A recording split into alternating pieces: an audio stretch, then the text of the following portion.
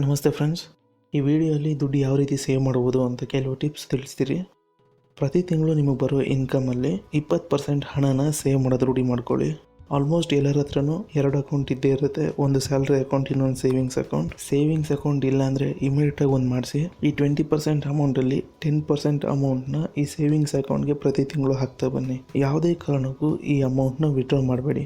Debit card ಅಥವಾ credit card ಏನಾದ್ರು ತೊಗೊಂಡಿದ್ರೆ ಅದನ್ನೆಲ್ಲದರೂ ಎತ್ತಿಟ್ಬಿಡಿ, use ಮಾಡೋಕ್ಕೆ ಹೋಗ್ಬಿಡಿ. ಈ ಸೇವಿಂಗ್ಸ್ ಅಕೌಂಟಲ್ಲಿ ಸೇವ್ ಮಾಡೋ 10% ಅಮೌಂಟು ನಿಮಗೆ ತುಂಬ ಚಿಕ್ಕ ಅಮೌಂಟ್ ಅನಿಸ್ಬೋದು, ಬಟ್ ಕೆಲವು ವರ್ಷಗಳಾದಮೇಲೆ ಅದೊಂದು ದೊಡ್ಡ ಮೊತ್ತದ ಅಮೌಂಟ್ ಆಗಿರುತ್ತೆ. ಈ ಸೇವಿಂಗ್ಸ್ ಅಕೌಂಟ್ನಲ್ಲಿರೋ ಹಣ ಯಾವುದೇ ಕಾರಣಕ್ಕೂ ಖರ್ಚು ಮಾಡಬೇಡಿ. ಇನ್ ಕೇಸ್ ಖರ್ಚು ಮಾಡೋಂಗಿದ್ರೆ ಅದು ಬರೀ ಬೇರೆ ಏನದ್ರ ಮೇಲಾದರೂ ಇನ್ವೆಸ್ಟ್ ಮಾಡೋಂಗಿದ್ರೆ ಮಾತ್ರ ಖರ್ಚು ಮಾಡಿ. ಇನ್ನು 10% ಅಮೌಂಟ್ನ ಇದೇ ರೀತಿ ಪ್ರತಿ ತಿಂಗಳು ಸೇವ್ ಮಾಡ್ತಾ ಬನ್ನಿ. ಈ ಅಮೌಂಟ್ನ ಯಾವಾಗ ಖರ್ಚು ಮಾಡಬೇಕು ಅಂದರೆ ನಿಮ್ಮ ಮನೆಗೆ ಏನಾದರೂ ಒಂದು ಇಂಪಾರ್ಟೆಂಟ್ ವಸ್ತು ತೊಗೊಬೇಕಂದಾಗ ಮಾತ್ರ ಖರ್ಚು ಮಾಡಿ. ಇದರಿಂದ ಸಾಲ ಮಾಡೋದು ಅಥವಾ ಇಂಟ್ರೆಸ್ಟ್ ಮೇಲೆ ದುಡ್ಡು ತೊಗೊಳೋದು, EMI ಅಲ್ಲಿ ಕ್ರೆಡಿಟ್ ಕಾರ್ಡ್ಸ್ ಮೇಲೆ ದುಡ್ಡು ತೊಗೊಳೋದು, ಇದೆಲ್ಲ ಕಡಿಮೆ ಆಗಿ ನೀವು ಹಣ ಉಳಿಸ್ಬೋದು. ಸ್ಟಾರ್ಟಿಂಗಲ್ಲೇ ನಿಮ್ಗೆ 20% ಅಮೌಂಟ್ ಉಳಿಸೋದು ತುಂಬ ಕಷ್ಟ ಅನ್ಸಿದ್ರೆ ಅದನ್ನು ಜಸ್ಟ್ 5% ಇಂದ ಆದರೂ ಸೇವ್ ಮಾಡೋಕ್ಕೆ ಸ್ಟಾರ್ಟ್ ಮಾಡಿ. ಆ 5%ನ 10% ಮಾಡಿ, 10%ನ 20% ಮಾಡಿ. ಇನ್ನೂ ಚೆನ್ನಾಗಿ ಅನುಕೂಲ ಇದ್ದರೆ 20% ಮೇಲೆ ಕೂಡ ಸೇವ್ ಮಾಡ್ಬೋದು.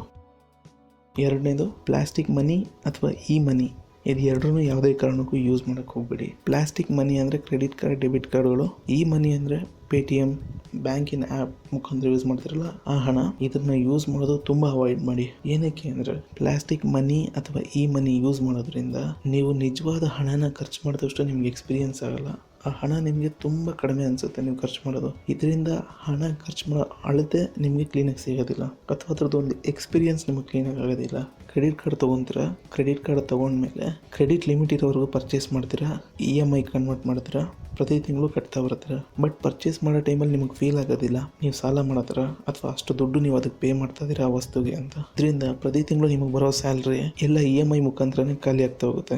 ಬೈಕ್ದಾಗಿರ್ಬೋದು, ಕಾರ್ದಾಗಿರ್ಬೋದು, ಅಥವಾ ಹೋಮ್ ಲೋನ್ಸ್ ಆಗಿರ್ಬೋದು, ಏನೇ ಒಂದಾಗಿರ್ಬೋದು. ಇದರಿಂದ ಪ್ರತಿ ತಿಂಗಳು ನಿಮಗೆ ಬರೋ ಸ್ಯಾಲ್ರಿ ಎಲ್ಲ ಕ್ರೆಡಿಟ್ ಕಾರ್ಡ್ ಪೇಮೆಂಟ್ಸ್ ಮೇಲೆ ಖಾಲಿ ಆಗ್ತಾ ಬರುತ್ತೆ. ಆಮೇಲೆ ನೆಕ್ಸ್ಟ್ ತಿಂಗಳು ಪೂರ್ತಿ ದುಡ್ಡು ಇಲ್ದಿರ ಖರ್ಚನ್ನು ತುಂಬ ಕಡಿಮೆ ಮಾಡುತ್ತಾ ಒಂದು ತಿಂಗಳು ಪೂರ್ತಿ ಕಳಿಬೇಕಾಗುತ್ತೆ, ಅಥವಾ ಮತ್ತೆ ಫ್ರೆಂಡ್ಸ್ ಹತ್ರ ಯಾರ ಹತ್ರ ಆದರೂ ಸಾಲ ಮಾಡಬೇಕಾಗುತ್ತೆ. ಮೂರನೇದು, ಹಾರ್ಡ್ ಕ್ಯಾಶ್. ನೀವೇನೇ ಪರ್ಚೇಸ್ ಮಾಡಿದ್ರು ಅದನ್ನು ಪೇಪರ್ ಮನಿ, ಹಾರ್ಡ್ ಕ್ಯಾಶ್, ನಗದನ್ನು ಯೂಸ್ ಮಾಡಿ. ನೀವು ಒಂದು ಹೋಟೆಲಲ್ಲಿ ಊಟ ಮಾಡಿದ್ರು, ಅಥವಾ ಮನೆ ಬಾಡಿಗೆ ಕಟ್ತಿರೋ, ಅಥವಾ ಮನೆಗೆ ದಿನಸಿ ತೊಗೊಂಬರ್ತಿರೋ, ಅಥವಾ ಏನೇ ಒಂದು ಪರ್ಚೇಸ್ ಮಾಡಿದ್ರು ಇದನ್ನು ಹಣ ಕೊಟ್ಟು ತೊಗೊಳೋದು ರೂಢಿ ಮಾಡ್ಕೊಳ್ಳಿ. ಇದರಿಂದ ಮುಂಚೆ ಹೇಳಿದಾಗ ಪ್ಲಾಸ್ಟಿಕ್ ಮನಿ ಅಥವಾ ಮನಿನ ಯೂಸ್ ಮಾಡಬೇಡಿ. ಹಾರ್ಡ್ ಕ್ಯಾಶ್, ಈ ಪೇಪರ್ ಹಣ ಏನಿದೆ ಇದು ನಿಮಗೆ ಒಂದು ಎಮೋಷ್ನಲ್ ಅಟ್ಯಾಚ್ಮೆಂಟ್ ಕೊಡುತ್ತೆ. ಇದನ್ನು ನೀವು ಖರ್ಚು ಮಾಡಬೇಕಾದ್ರೆ ನಿಮಗೆ ಹಣ ಬೆಲೆ ಗೊತ್ತಾಗುತ್ತೆ, ಮತ್ತು ಎಷ್ಟು ಖರ್ಚು ಮಾಡ್ತಾ ಇದ್ದೀರಾ ಅನ್ನೋದು ನಿಮಗೆ ಫಿಸಿಕಲಾಗಿ ಫೀಲ್ ಆಗುತ್ತೆ.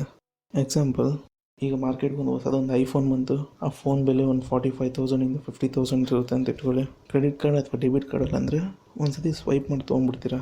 ಅದೇ ನೀವು ಕ್ಯಾಶ್ ಕೊಟ್ಟು ತೊಗೊಳ್ಳಿ, ಆ 50,000 100sಲ್ಲಿ ಇಮ್ಯಾಜಿನ್ ಮಾಡ್ಕೊಳ್ಳಿ, ಅಷ್ಟು ದುಡ್ಡು ಕೊಟ್ಟು ಮೊಬೈಲ್ ಪರ್ಚೇಸ್ ಮಾಡಬೇಕಾ ಅಂತ ಅನಿಸುತ್ತೆ. ಈ 50,000 ನೀವು ಏನು ಕೊಟ್ಟು ಮೊಬೈಲ್ ತೊಗೊತೀರಾ ಅದರಿಂದ ನಿಮ್ಗೆ ಅದರದ್ದು ವ್ಯಾಲ್ಯೂ ಫಿಸಿಕಲಾಗಿ ನಿಮಗೆ ಫೀಲ್ ಆಗೋಕ್ಕೆ ಸ್ಟಾರ್ಟ್ ಆಗುತ್ತೆ.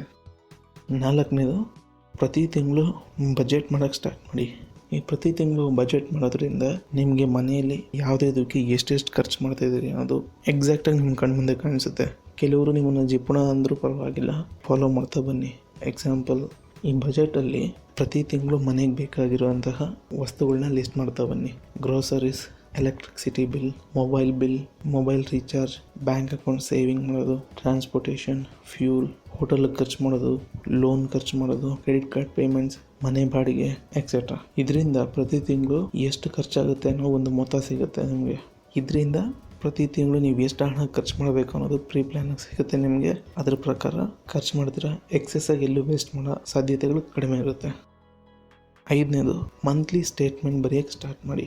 ಈ ಮಂತ್ಲಿ ಸ್ಟೇಟ್ಮೆಂಟಲ್ಲಿ ನೀವು ಪ್ರತಿ ತಿಂಗಳು ಏನು ಬಜೆಟ್ ಮಾಡ್ಕೊಂಡಿರ್ತೀರ ಆ ಬಜೆಟ್ ಪ್ರಕಾರ ನೀವು ಮಾಡಿರೋ ಖರ್ಚು ಎಲ್ಲ ಮೇಲೆ ಬರ್ಕೊಳ್ಳಿ. ಕೆಳಗಡೆ ನಿಮ್ಗೆ ಪ್ರತಿ ತಿಂಗಳು ಎಷ್ಟು ಇನ್ಕಮ್ ಬರುತ್ತೆ ಆ ಇನ್ಕಮ್ನ ಹಾಕಿ. ಇದರಿಂದ ನಿಮಗೆ ನೆಗೆಟಿವಲ್ಲಿ ಹೋಗಿದೆಯಾ ಅಥವಾ ಪಾಸಿಟಿವಲ್ಲಿ ಬಂದಿದೆಯಾ ಅನ್ನೋ ಒಂದು ಅನಲೈಸ್ ಮಾಡಿ. ಇದರಿಂದ ನೀವು ಎಲ್ಲಿ ಹೆಚ್ಚು ಖರ್ಚು ಮಾಡಿದ್ದೀರಾ, ಎಲ್ಲಿ ನಿಮ್ಮ ಬಜೆಟ್ಗಿಂತ ಜಾಸ್ತಿ ಖರ್ಚು ಮಾಡಿದ್ದೀರಾ, ಅಥವಾ ಎಲ್ಲಿ ನಿಮ್ಮ ಬಜೆಟ್ಗಿಂತ ಕಡಿಮೆ ಖರ್ಚು ಮಾಡಿದ್ದೀರಾ ಅನ್ನೋ ಒಂದು ಎಕ್ಸಾಕ್ಟ್ ಫಿಗರ್ ನಿಮ್ಮ ಕಣ್ಣಿದ್ರೆ ಕಾಣಿಸುತ್ತೆ. ಇದನ್ನು ನೀವು ಎರಡು ರೀತಿ ಮಾಡ್ಬೋದು.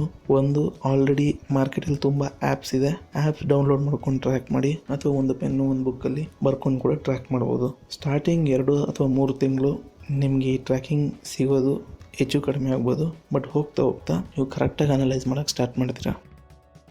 ಆರನೇದು priority on purchase price into hours. ನೀವೇನೇ ಒಂದು ಪರ್ಚೇಸ್ ಮಾಡೋದಿದ್ರು ಅದನ್ನು ಫಸ್ಟು ನಿಮಗೆ ಎಷ್ಟು ಅಗತ್ಯ ಇದೆ ಅಂತ ತಿಳ್ಕೊಳ್ಳಿ. ಆ ಅಗತ್ಯದ ಮೇಲೆ ಅದನ್ನು ಖರ್ಚು ಮಾಡೋಕ್ಕೆ ಸ್ಟಾರ್ಟ್ ಮಾಡಿ.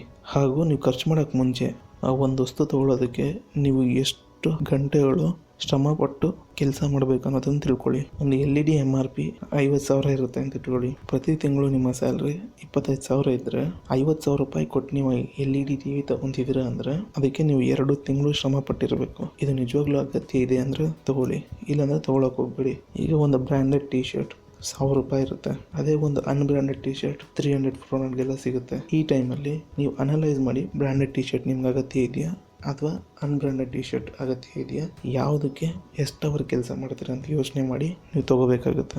ಇದರಿಂದ ನಿಮ್ಮ ಬ್ರೈನ್ ಯಾವುದೇ ಒಂದು ವಸ್ತು ನೋಡಿದಾಗಲೂ ಅದನ್ನು ಪ್ರೈಸ್ ಇಂಟು ಅವರ್ಸ್ ಥರ ಕ್ಯಾಲ್ಕುಲೇಟ್ ಮಾಡಿ ನಿಮಗೆ ಇನ್ಫಾರ್ಮೇಷನ್ ಕೊಡುತ್ತೆ.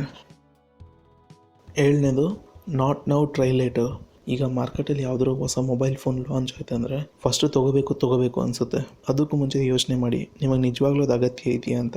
ಯಾಕೆ ಅಂದರೆ ನೀವು 1 ತಿಂಗಳು ಕಾಯೋದ್ರಿಂದ ಆ ಮೊಬೈಲ್ ಫೋನ್ ರೇಟ್ ಕಡಿಮೆನೂ ಆಗುತ್ತೆ, ಅಥವಾ ಅದಕ್ಕಿಂತ ಒಳ್ಳೆ ಫೋನ್ ಕೂಡ ಬರುತ್ತೆ, ಅಥವಾ ಇದೇ ಮೊಬೈಲ್ ಫೋನ್ ಇನ್ನೊಂದು ವರ್ಷನ್ ಇನ್ನೂ ಹೈ ಟೆಕ್ನಾಲಜಿ ಇರೋದು ಕೂಡ ಬರ್ಬೋದು. ಇದರಿಂದ ಕೂಡ ನೀವು ಹಣ ಉಳಿಸ್ಬೋದು.